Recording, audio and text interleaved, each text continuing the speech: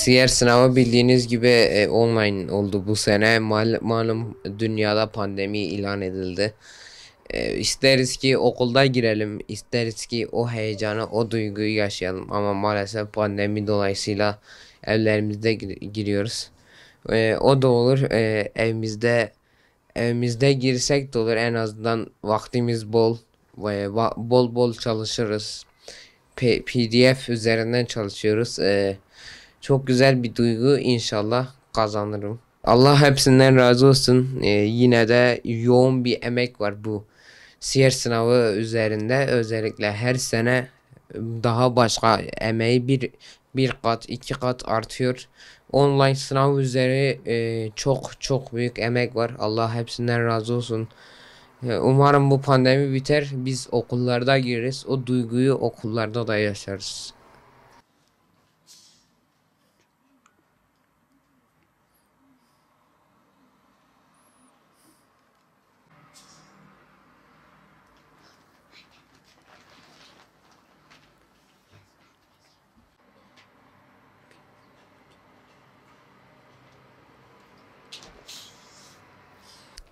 Öncelikle sınavın online olması iyi oldu. Çünkü hiç sınavın olmamasından, bu sene hiç sınav olmamasından daha iyidir. Bizler de bilgisayardan, tabletten okuyoruz. Sınavın konularını çalışıyoruz. Sokağa çıkma yasaklarında biz de bunu kendi lehimize çevirip kitapları daha çok tekrar edip kitapları bitirip okuduk. Onlara çok teşekkür ediyorum. Allah onlardan razı olsun. Onlar bizim okulda giremeyeceğimiz sınavı bizim için düşünüp Peygamberimizin hayatını, siyer sınavını online yapmaları, bizim için düşünmeleri çok iyidir. Allah onlardan razı olsun.